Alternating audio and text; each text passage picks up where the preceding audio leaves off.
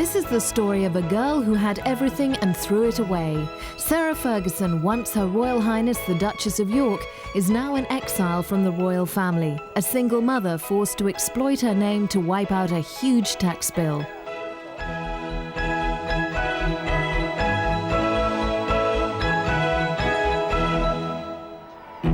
Today, Fergie wishes she could return and talk to the young bride she once was. Ruefully, she looks back at the royal lifestyle that was hers, a world of first-class travel, green light traffic, and five-star luxury. Gone now is the background organization that ensured her public duties ran with regal smoothness. Like her friend Diana, Fergie is a divorced outcast from the royal family. At the christening of her first baby, Beatrice, Fergie seemed to have achieved all her ambitions. But within a year, she started the perilous descent into disgrace and removal from the royal fold. She rarely saw her husband, and while she and Diana relished much that royal life provided, they kicked against its restrictions. No one can marry into the royal family and have an easy, happy life. I mean, Fergie's not the only one. Diana, you know, even other people I could name and won't because they're still married and they're putting up with an awful existence. It's so incredibly difficult to adjust to that life, to become a prisoner in a golden cage. It's a life in which you make endless sacrifices. There's no freedom. And this is why, you know, Diana and Fergie both wanted to escape. It was a life they began to loathe. They just felt if you have only one life to live, it's impossible to live it happily inside a royal palace.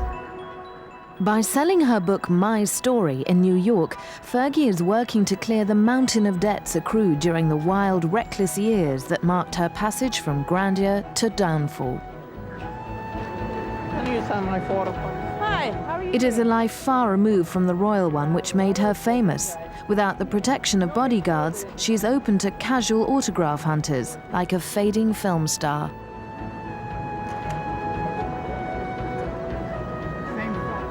The architect of her final humiliation was John Bryan, an American businessman with an elevated opinion of his sexual and financial prowess.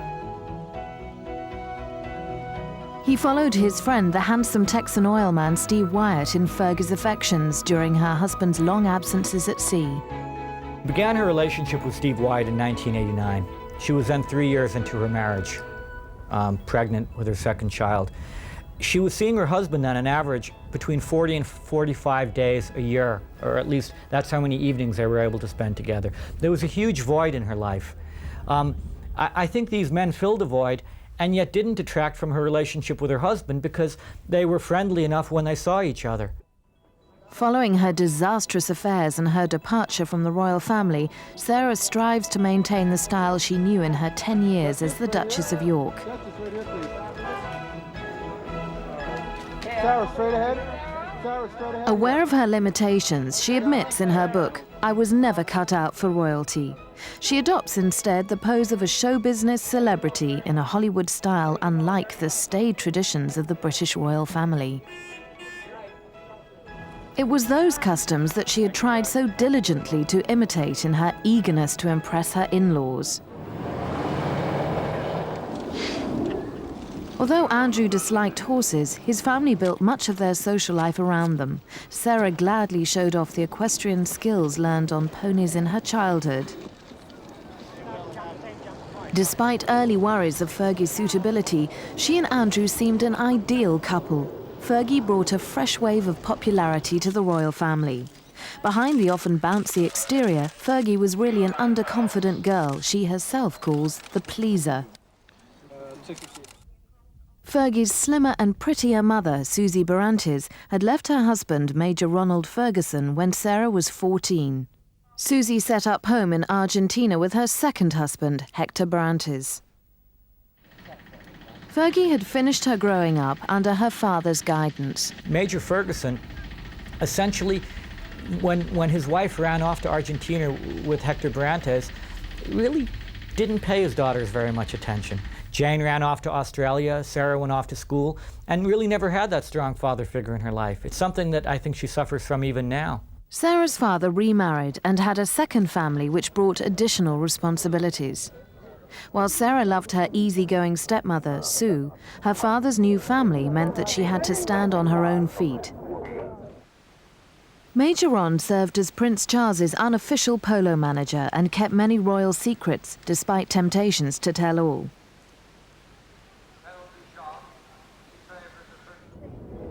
But Major Ron's own weaknesses were exposed when a tabloid paper revealed a massage parlor scandal. His daughter and his colleagues showed their loyalty by standing by him the day he was forced to resign from the Guards Polo Club. Whatever I can say, on behalf of all of us here, I personally feel it's a tragedy that you are leaving the club. Ladies and gentlemen, I have a lot of my son. 3 cheers for Major Ronnie! Hip hip! Hooray! Hip hip! Hooray! Hip hip!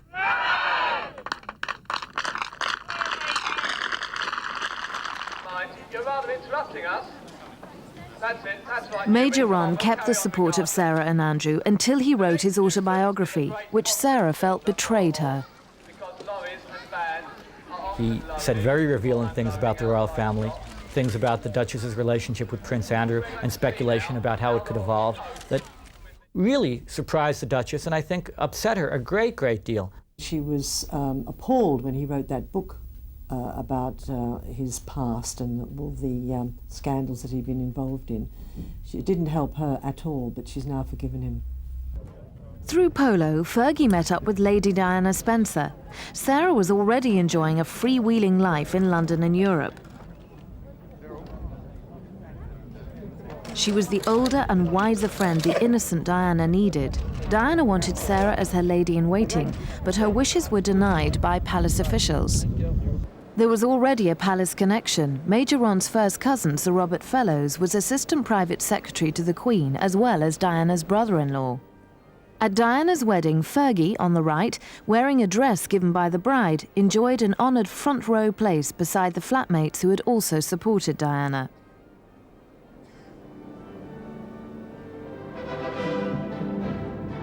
As she saw her friend pass into royal life, Sarah had no idea that within 5 years, she too would marry a prince.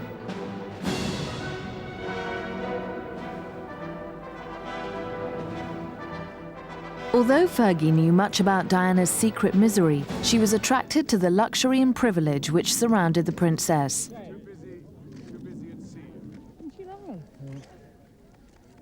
As her marriage was privately disintegrating, Diana maneuvered Sarah into royal life by inviting her on various family occasions. Diana was very, very responsible for bringing together Andrew and Sarah. It was exactly what she needed, a pal at the palace. And so she went to work on Fergie, and at the first chance she got, which was when the Queen asked her to suggest some people for the 1985 house party during Ascot Week, that she suggested Sarah Ferguson, and the Queen thought was a good idea. And of course they met at lunch, and they hadn't seen each other since they were children, Andrew and Sarah, and when they got together again, he realised what fun she was. He was on the loose, looking to settle down, and she fell for his charm. He is a good-looking chap, and he has a very sweet nature, Andrew. And so it didn't take much persuasion for her to fall in love with him. He wooed her with bouquets of red roses and quiet dinners, and they even went to an Elton John concert together, hoping that someone would spot them and they'd have a bit of fun, you know, ducking and diving from the press. But it didn't happen. And all the while, Diana encouraged them. She allowed them to meet secretly at Kensington Palace, and she arranged little weekends and dinners for them. And she gave them every possible encouragement, because she was very lonely and she didn't feel that there was anybody in the palace that she had much in common with. So Sarah Ferguson was exactly what she needed. Diana's matchmaking was a success. Sarah and Andrew married in Westminster Abbey in July 1986. Unlike Charles and Diana, the newlyweds were obviously a love match.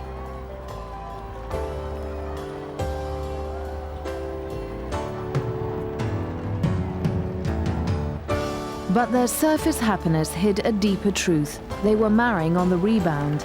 Andrew had ended a romance with Coo Stark, and Fergie's previous love, Paddy McNally, a self-made millionaire 22 years her senior, had refused to marry her. Probably she did marry Andrew on the rebound when Paddy McNally made it clear that he wasn't going to marry her. But it seems to me she falls in love rather easily. And she'd always had a yen for that glamorous royal world that Diana had entered. And I think it was a lot of factors, not just Paddy McNally, that influenced her.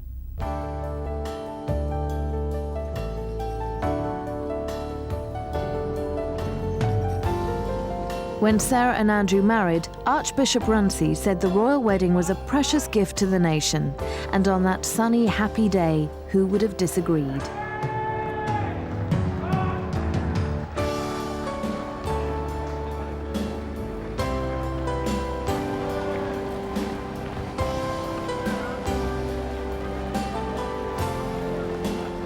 The Queen's joy was unmistakable. She had seen her favourite son married to a lively, uncomplicated girl who quickly became her favourite daughter-in-law. The royal family had an exciting new member, one who might deflect the growing estrangement between the Prince of Wales and his troubled wife by being the companion she badly needed.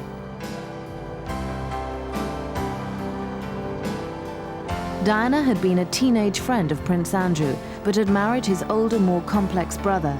By the time of Andrew's wedding, Charles claimed his marriage had irretrievably broken down. But on this day, Diana hid her personal turmoil to share the happiness of her friend. The new Duchess threw herself wholeheartedly into the royals' public life.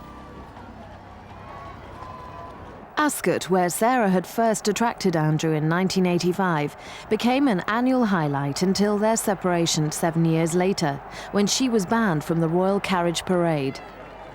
Her exuberance and over-familiar manner did not please everyone. Fashion critics slammed her varied taste in clothes.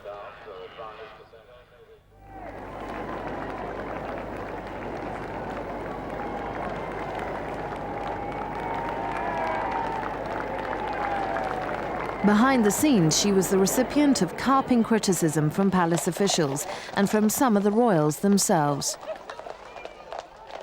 I think within the royal family, the person who she seemed to be most afraid of was Prince Philip. Early on in the marriage, apparently he had told her, now that you're a member of the firm, you can do anything you want, but you'll always be caught out.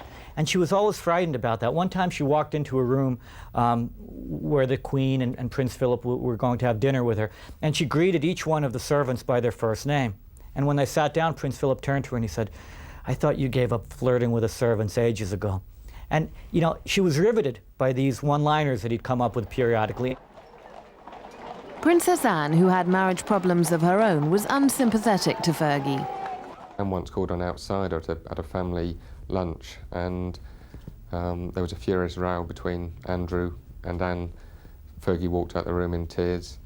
Andrew demanded that Anne apologise, which she did, but after that, you know, there was a very, very frosty relationship between Fergie and Anne.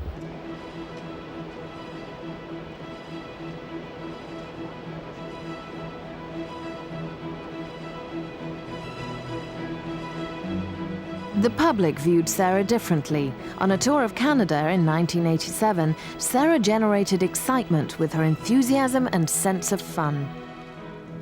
Her unique style made her popular, especially in the Commonwealth, where the young royal wife was on display, just as Diana had been before her.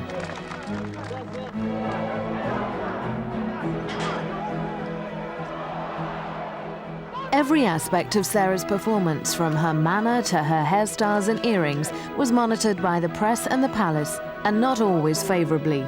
But the Yorks made a good team, as Sarah had promised they would. Andrew was devoted to his good-natured, fun-loving wife, who had taken away his stuffiness. He shared her spirit of open friendliness, so different from the formality of his family. The commentator's delightful phrase, it's wild, it's woolly, it's Western, and good watching. Like my wife. Sorry.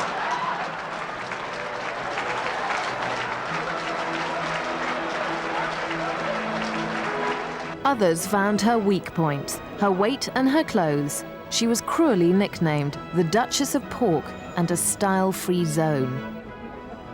Clothes are props to her. She has to wear them. She's not very interested in them. She'd rather go horse riding or skiing. All I know of her is a warm, generous woman who's totally without any vanity whatsoever. That's why she's so often photographed looking not exactly her best. She doesn't think about putting on makeup. She just thinks, oh, what have I got to do? And she dashes off and does it. And I find that rather endearing. She's not like the Princess of Wales, who spends hours beautifying herself and is working out endlessly and, you know, going to aromatherapy sessions every second day.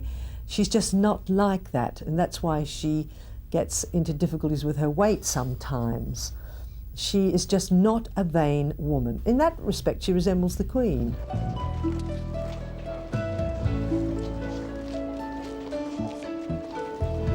After the birth of Beatrice, the Queen gave Sarah and Andrew a belated wedding gift of a mansion to bring up their family. She tried to ensure their happiness. Sunninghill was based on an American house Fergie had seen in the rolling countryside of Connecticut, but squeezed into a smaller plot near Windsor and altered to suit Andrew's preferences, the new building was lacking in grace and charm. Dubbed Dallas Palace because of its vulgarity, it became a monument to bad taste. Naturally, it attracted the attention of the press. It was the Yorks' third home in as many years. Sunninghill became the setting for the dramas which ended their marriage. Here, Fergie's money problems started to become unmanageable. She and Andrew, I think their largest ever income was about £200,000 a year, which went on staff salaries, pensions, medical benefits, and endless other costs involved in running a royal household. They had a staff of at least 25 people. You may say they don't need so many, but you know, that's the way you're expected to live. And after those salaries were paid, then she got money to buy frocks or Christmas presents or whatever. Now, it just simply wasn't enough money to live on, especially when she was endlessly compared with Diana. Andrew was a serving naval officer sent away for long periods at sea. Sarah was often alone. These absences were a crucial factor in dividing the couple. She says that he was home for only 47 days out of 365. Now, it was appalling. I mean, the way they treated them both, they were given something like a 3-day honeymoon alone in the Azores on the Royal Yacht, before the Royal Yacht had to steam home for the Queen to go on her Western Isles cruise, and Andrew and Sarah had to go along with all their in-laws. I mean, it was just ridiculous to treat a young couple like that. They had no time to get to know each other before he was off and away again.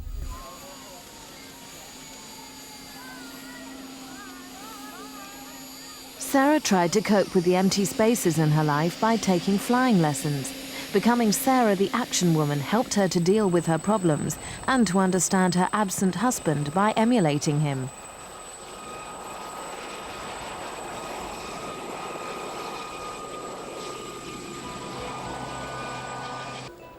Skiing was another escape from palace protocol. She relished the freedom and thrill of the mountains.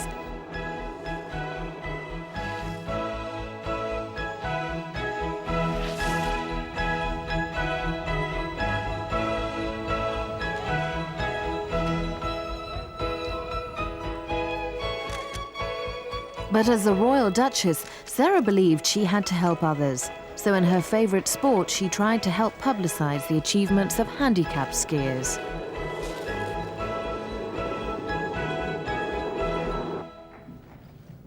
I'm not going to sing a song, and I haven't prepared a speech, but I'm so pleased to be here today.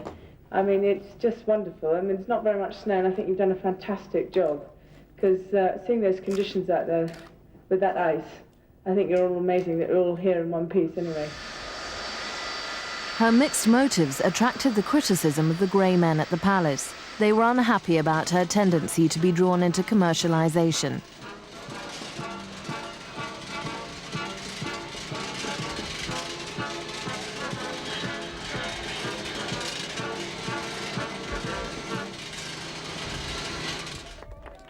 She would face the world bravely, but go back to rebukes from the Queen's advisors at the palace.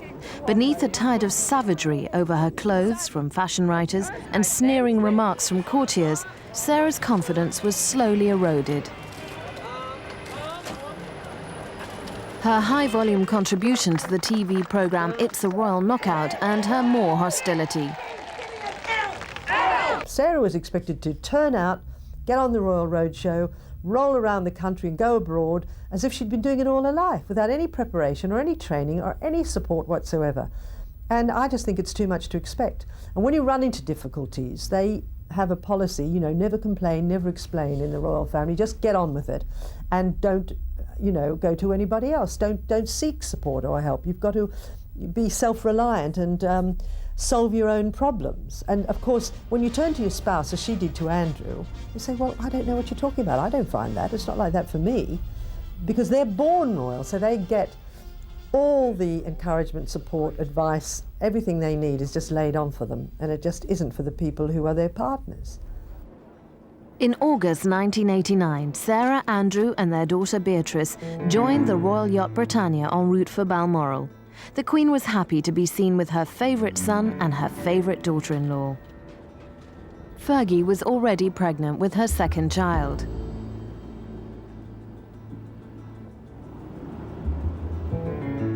Within months, her journey would take her on a new and dangerous route. In November, she met handsome Texan playboy Steve Wyatt. Their affair involved secret trysts at home and abroad. Steve Wyatt was the main reason for the breakdown of her marriage. Fergie fell head over heels in love with him. She met him at a time of her life when she was exceptionally low, felt Andrew wasn't supporting her. She went to Texas and she met a very handsome and rich Texan who was very attentive, very loving, and you know, they very quickly fell in love. And Steve Wyatt was the real love of Fergie's life. Andrew may have been her best friend, and he probably still is now, probably always will be, but Steve Wyatt was the love of her life. And she was devastated when the affair ended. It left her totally broken. She dreamt that one day they'd be together, hopefully living in America.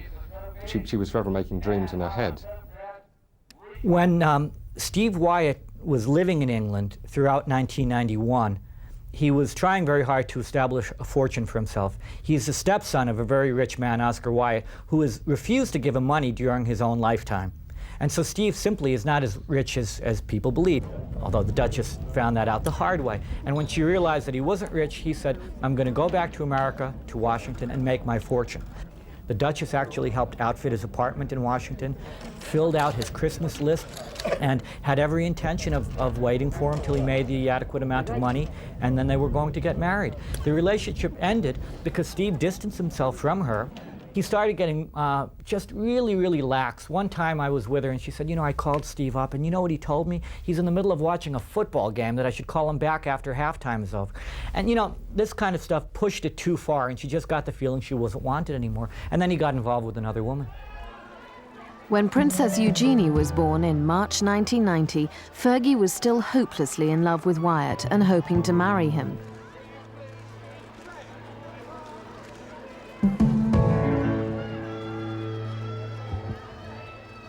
She played a charade with her husband, who refused to listen to gossip, treating Wyatt as a friend. Taken in by pictures of family togetherness, the public had no idea of the truth behind her facade.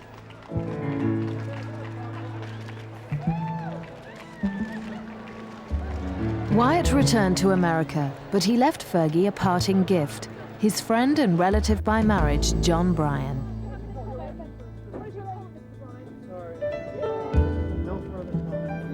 To the comments and statements I made last night.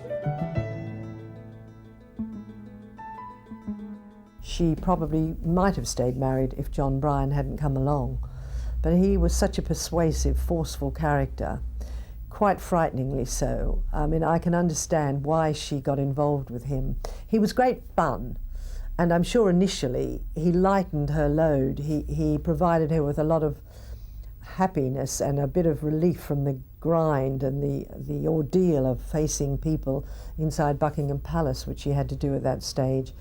And he also said, look, I can do everything. I'm going to take all your problems away. I can do, you know, work miracles.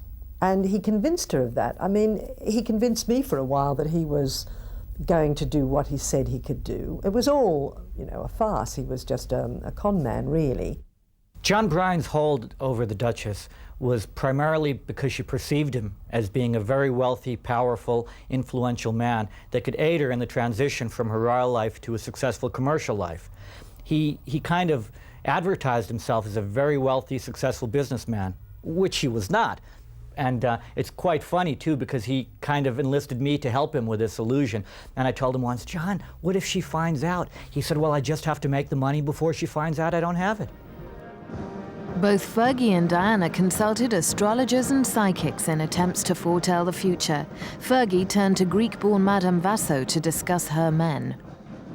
Both were trapped in unhappy marriages, desperate to see what the future had in store for them, and that they believed by, speaking, consulting to people who, with psychic abilities, that they would know how it would turn out and whether there was a sort of, light at the end of the tunnel. The husbands were very different problems with both their husbands, but both were unhappy and wondered whether things were going to work out for the best.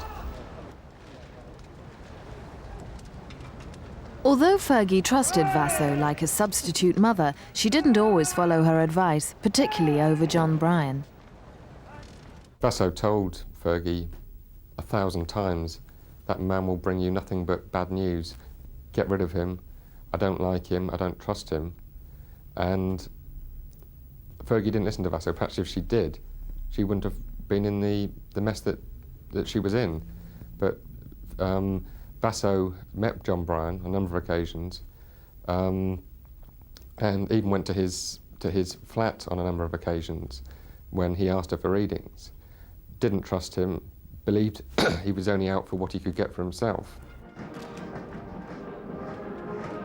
Fergie even ignored clear evidence of Bryan's double-dealing. Sarah was ill, and Vasso used to frequently send Fergie flowers, and she rang up John Bryan and said, look, I've got a nice bouquet of flowers to cheer Fergie up, will you take them over for me? So he picked them up and delivered them, and the next day Vasso rang to ask, what she thought of the flowers, and Fergie said, what, the flowers were from you? I can't believe it. And Bryan had just delivered them as his own. I mean, it's only a small point, but it shows what sort of a man he is. Fergie's adventures with her American lovers had not gone unnoticed by the Queen's top advisors, the grey men behind palace walls. Her two embarrassing affairs convinced her enemies that she should be removed from the royal family. But the knives were out for Fergie. While Sarah was in private discussions with lawyers, news of her impending separation was leaked to the Daily Mail, much to Sarah's horror. The palace had seized the initiative to remove the Queen's daughter-in-law from her royal duties. Sarah firmly believes that there was some kind of plot against her because she was not ready to leave Andrew when she did. She was forced to because the story was leaked to the Daily Mail. And she believes that she now knows who leaked it and that they had some Machiavellian plan to get rid of her. Perhaps she wouldn't have left Andrew if that story hadn't emerged the way it did. Certainly, she was blamed by the palace for leaking it, and she was totally innocent of that because she wanted to make a lot of plans and just be sure she was doing the right thing. And she was totally unprepared when the story came out, and the separation was quickly announced. She was put in a terrible position. Fergie found hostility within the royal family. Prince Philip and Princess Anne were already critical. Now Princess Margaret took their side. The Duchess of York had sent flowers to Princess Margaret with a little note, no doubt trying to renew their once good friendship. And the flowers had been sent straight back with a note from Princess Margaret saying, how dare you send me flowers? Have you ever considered what damage you've done to the royal family? And I thought that was the worst example of a pot calling a kettle black in history, because, it was perhaps in the 50s and 60s, but Princess Margaret was notorious for her behaviour. It was totally out of keeping with her position. So I think that Princess Margaret was cruelly unfair to do such a thing when it was a kind gesture from Sarah, very well intentioned. And I think that indicates exactly how the royal family treats somebody who steps out of line, except if they're born royal.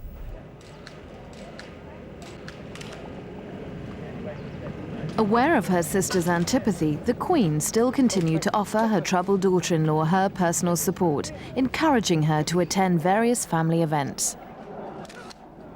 Over the years, the Duchess was quite convinced that the Queen was hoping that the Duchess's fight against this bureaucracy that had taken over the monarchy was going to be a successful one. And the times that I thought it was most drastic, the Duchess used to go over and see the Queen on Sundays with her children very often. And she'd come back with varying degrees of enthusiasm of the support that she was being promised by the Queen. But at one point, the Queen invited the Duchess to come for the Christmas holidays, but to stay in a farmhouse. She wanted to see her grandchildren. She told the Duchess, if you come, you know, maybe we can meet secretly, and at least I can see my grandchildren for Christmas. And so from all of this, the Duchess began to get the feeling that perhaps the Queen was almost a prisoner in her own family, secretly rooting for Fergie to be this new light, and, you know, that kind of cleared up all of this darkness. The two marriages, which had created so much renewed popularity for the Queen's family, were all but over. Still playing their individual parts, Diana and Sarah decided to leave the family together. Early in 1992, I went on a trip to Dartmoor with John Bryan. This is very early into his involvement with the Duchess. And on the way back on the train, he told me that Princess Diana and the Duchess had formed a divorce pact some time before, where they were going to divorce their respective spouses simultaneously, but that the palace convinced them that it would be too destructive to do that, and it was going to be staged. Fergie's departure was the dress rehearsal for the more controversial and calculating exit of Diana, who waited for her friends to reveal the truth about her marriage. A lot of people, including myself at one time, I did believe that perhaps somebody sympathetic to Diana had leaked the story of Fergie's wish to leave Andrew, because they thought that it would help Diana to find out what would happen to Sarah if she left. It would be a kind of a rehearsal for Diana. And it certainly looked as if it was certainly beneficial to Diana, because she quickly changed her mind and put off her separation for some time. At one stage, Sarah and Diana were determined to leave together, but that didn't happen. And obviously, Diana saw that Fergie quickly was victimised by the palace. Diana broke the pact, letting Fergie face the consequences alone. Fergie continued her public duties without palace support.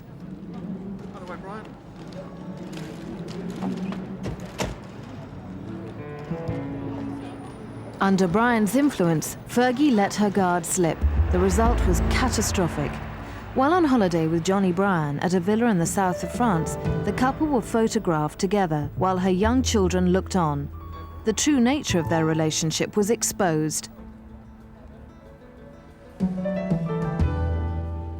Bryan had posed as her financial advisor, but was revealed as her lover. Fergie believes she was set up. And she stepped off the plane, that private plane that John rented, the Jet Air. She was photographed walking down the steps of the airplane with a scarf and sunglasses on. That photograph appeared in the local newspaper the next morning. She was followed in the car by a motorcyclist all the way to the villa that they rented. I mean, and then there was a van parked on the side of the road with one-way mirrors photographing her as she drove along. I mean, 3 tip-offs. How much more information did she need? I told her many, many times, years afterward, I said, at least on a subconscious level, admit to me you both wanted to get caught. You made too many mistakes. Fergie believed the confident Bryan could prevent publication of the pictures. But his attempt to gain an injunction failed. John Bryan rang Fergie to say, we've lost, the pictures are going to appear. Fergie was absolutely devastated and shell-shocked because Bryan had convinced her he'd sort it all out, as he always did. He said, don't worry, I'll sort it all out. He couldn't. And she sat down, had a large brandy, probably another large brandy, sat there all night, not being able to sleep, and, you know, had to face the royal family. Although separated, Fergie had been invited by the Queen to Balmoral to join the royal family on their summer break. They were all there when the topless, toe-sucking pictures were published. There are two versions of that, what happened. One is Sarah's version in her own autobiography, where she says she didn't go down to breakfast. And there is another version told by former friends of hers that she did go down to breakfast and she found that the Queen had left all the tabloid newspapers on her plate. She told me that she went down to breakfast and the Queen was sitting there with all of the newspapers all lined in front of her, and that it was a very awkward moment for her. What she says in her book is that she stayed upstairs having taken a Valium pill, and that Andrew confronted the family looking nonplussed as they all looked through the newspapers, and he flicked through them too. After apologising to the Queen, Fergie left Balmoral in disgrace.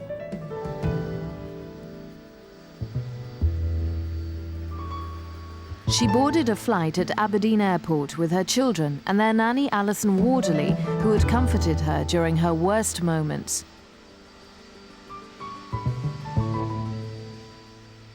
My lasting memory of that day is when she came back to London, how she held her head up. She must have been through the worst experience, the most humiliating ordeal anybody could possibly have happened to them. And yet she still held her head up, and it takes guts to do that. Fergie returned to her new home, Remenda Lodge, the house she rented after leaving Sunninghill.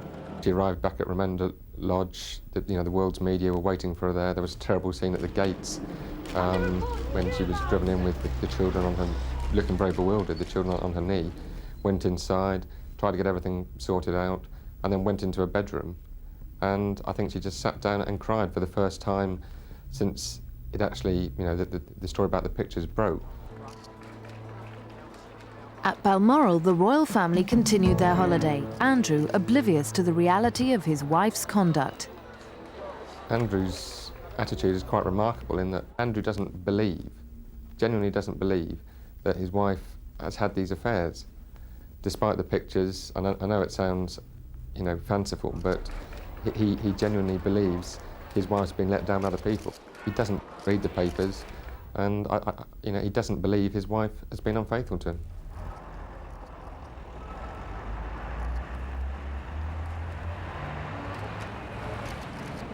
By contrast, Bryan loved publicity, particularly that surrounding his affair with Sarah. He even placed stories about her and Andrew in the press. She was very much under his spell.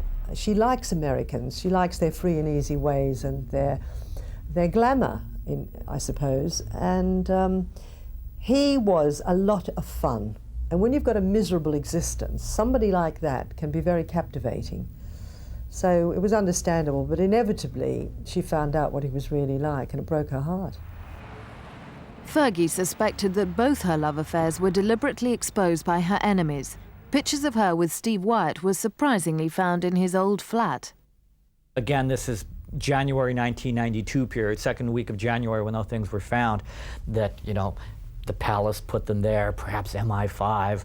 The apartment had certainly been cleaned. Steve had no access to those photos, and a million different things. Just like all of the talk after the South of France pictures, that had been leaked also by the palace. There's a great deal of paranoia and searches for fall guys in the form of the Grey Man or palace Machiavellian schemes.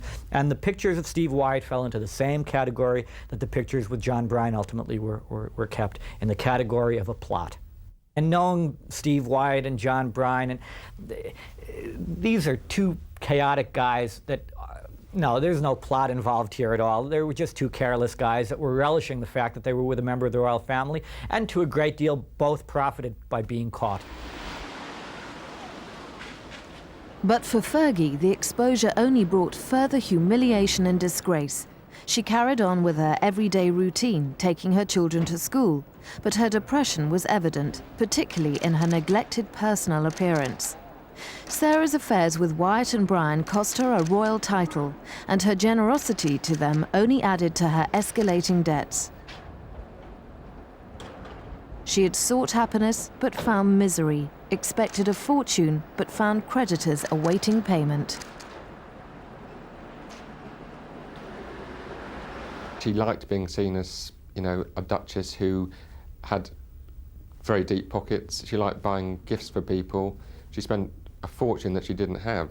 And you know, I'm amazed that the bank, I think the bank must take an awful lot of the blame for letting someone get £4 million in debt. It's, you know, she went on extravagant spending sprees, money she didn't have. And then all of a sudden she'd get a statement and realise how bad things were, and she'd sort of lock herself away and get depressed, and then say, well, the only way to cheer myself up is go and spend some more money, and off she'd go again. Life at Tremenda Lodge was chaotic and expensive. Fergie's lifestyle didn't go unnoticed. She spent thousands on staff, but often answered the door herself or sorted out servants' personal problems. Madame Vasso was a frequent visitor, sometimes smuggled in for tarot card readings of Fergie's fate. I told her at one stage that she was £3 million in debt, and she said, oh, I need to win the lottery.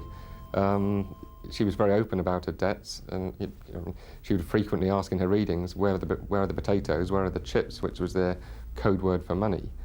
And she'd say, look, when are these chips coming, Vasso? I've been waiting for so many years now.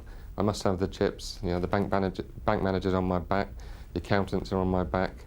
What am I going to do? And you know, sometimes she'd break down and cry and say, I feel like I've got a 10-ton truck on my head. Sometimes she'd laugh about it and say, well, I can't laugh. It's just, you know, I'm so deeply in debt. Sarah was still a royal duchess. Bryan realised that she could exploit her name. She planned enterprises with her business advisors. Her Royal Highness. We had these meetings for a 4-year period each month, and each month we'd come up with a new list of ideas. The first month, however, we created a list of criteria by which she could weed through all of the things. I mean, a second-rate designer blue jean company offered her $1 million to be their model for the blue jeans. A developer in New York offered her a free apartment in a Central Park South location just to say that she lived there. We were given all kinds of money-making opportunities all the time. Inspired by flying helicopters, Fergie had created the character Budgie for a series of children's stories. Pocketing most of the profits had brought her severe criticism. She wrote these books. Immediately there was a big stink caused that because she didn't turn over all the royalties to charity. Well, she said, well, why should I? You know, it's all very well for Prince Charles to donate money from his books because he has this vast income from the Duchy of Cornwall. So I think she was quite justified in what she did, but it did get her in a very bad odour with everybody, from the media to the public, and it was totally unfair. Come on, everyone. Thank you very much. Fergie still tried to help raise funds for others. She continued her work in Britain and in missions to Eastern Europe after she set up her own charity. It's for £18,816.56. That's incredible.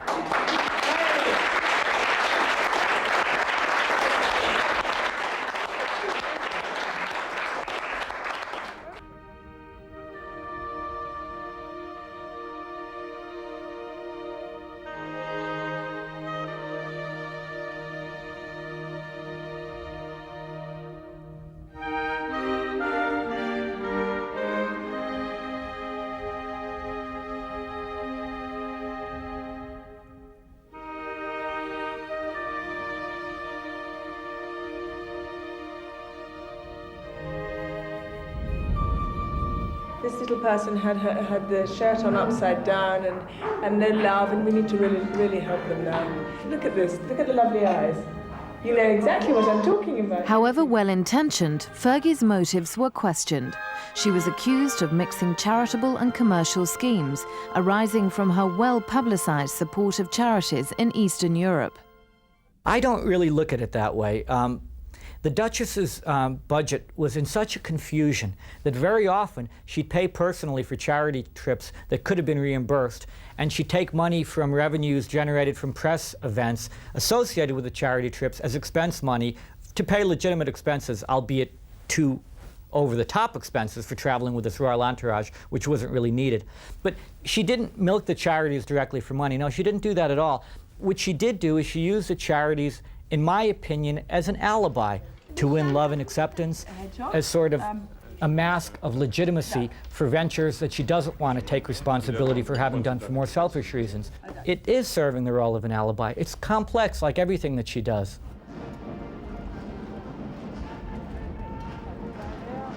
Sarah's relationships with the Queen and the royal family remain complex.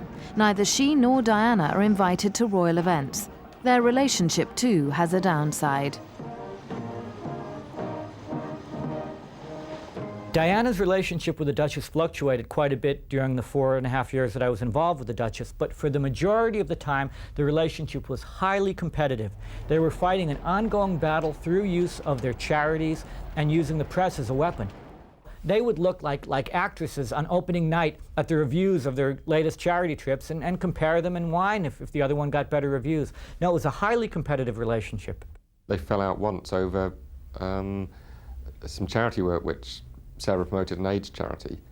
And Diana rang her up and said, "What on earth do you think you're doing, trying to hijack a charity that I've done, a cause that I've done so much for?"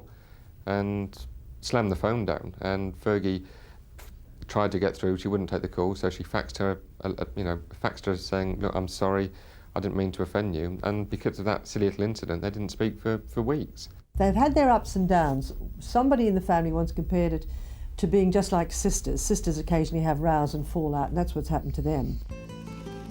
In 1996, Sarah and Diana were divorced from their royal husbands and stripped of the title Her Royal Highness. Their settlements reflected their unequal status. Fergie received several £100,000, immediately swallowed up by her massive debts. Diana, as mother of a future king, gained £15 million. Holidaying together in the south of France, they considered their uncertain futures. Diana would tell Fergie what was wrong with her life and vice versa. They're in a unique position as being married to princes, members of the royal family, and perhaps were the only ones who were capable of understanding what the other's problems were. Fergie loves her daughters, but they are undoubtedly passports to royal connections. Children were always paramount in her thoughts, and the thing that terrified her more than anything whatsoever was losing the girls. I think she'll look back and realise that she did some things which she shouldn't have done. She and Andrew have stayed friends. Their children still feel part of a family. What she got out of the marriage, which was two beautiful little girls who are her total joy, her greatest comfort in life, and she would never turn the clock back and be without them because she adores them and they adore her. Early in October of '92, she and I were talking about families and children, and I was at that point thinking of starting up a family. She said, "Alan, if you're not 100% sure, don't have children. They are such pests."